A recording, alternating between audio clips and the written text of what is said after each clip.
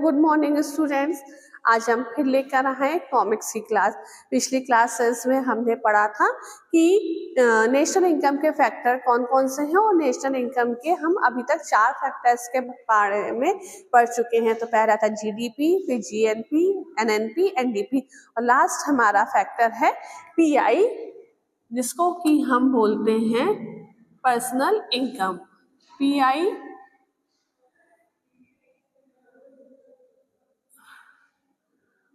Personal income.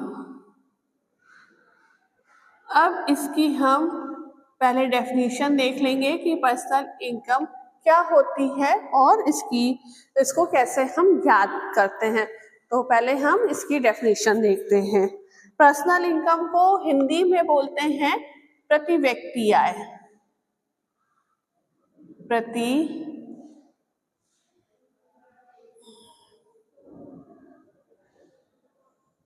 प्रति व्यक्ति आय। तो क्या होती है प्रति व्यक्ति आय? तो उसको परिभाषा देख लेते हैं।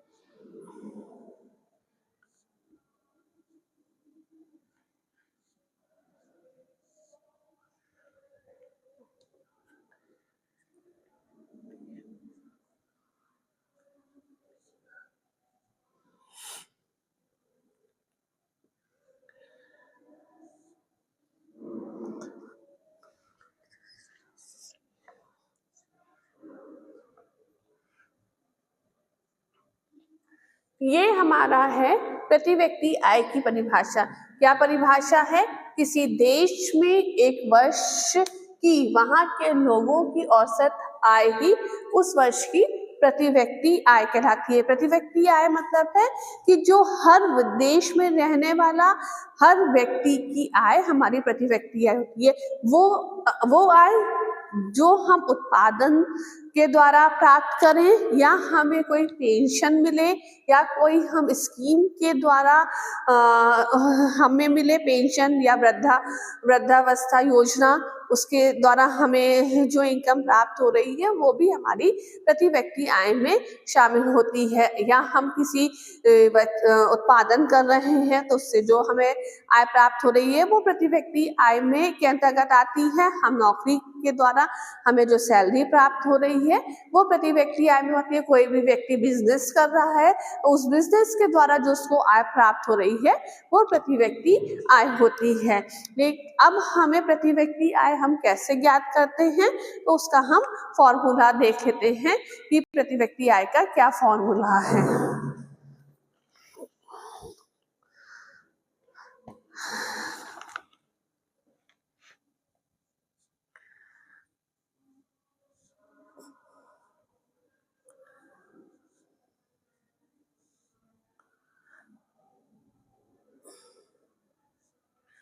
प्रति व्यक्ति आय इक्वल्स टू राष्ट्रीय आय। हमारी जो भी राष्ट्रीय आय है, राष्ट्रीय आय अपॉन वहां की जनसंख्या। जनसंख्या हमारी कितनी है उसको हम उसके द्वारा हम प्रति व्यक्ति आय ज्ञात कर सकते हैं। एक देश की राष्ट्रीय आय कितनी है और वहाँ की जनसंख्या कितनी है, ये हम ज्ञात कर सकते हैं।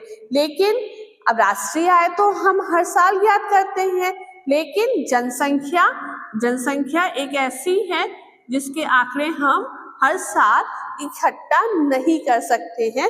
तो जनसंख्या, हमारी देश की जनसंख्या कितने साल में काउंट होती है? हम हर 11वें साल में जनसंख्या काउंट की जाती है। तो और हमें प्रति व्यक्ति आय और राष्ट्रीय आय तो हर साल निकालनी होती है, तो कैसे निकालेंगे? एक हम वृद्धि का अनुमान लगा लेते हैं कि हमारी जनसंख्या 0.25 वृद्धि होगी या 0.35 वृद्धि होगी, उसी को एस्टिमेट निकाल के हम जनसंख्या में जोड़ देते हैं और उससे हम राष्ट्रीय आय निकाल देते हैं। उससे हम प्रति व्यक्ति आय निकाल देते हैं। तो ये हमारा 5वां फैक्टर था, 5वां फैक्टर राष्ट्रीय आय का, जो हम अपने नेशनल इनकम को निकालने के लिए, पढ़ने के लिए इस्तेमाल करते हैं। आज की क्लास हमारी यही खत्म होती है। नेक्स्ट क्लास में हम इसके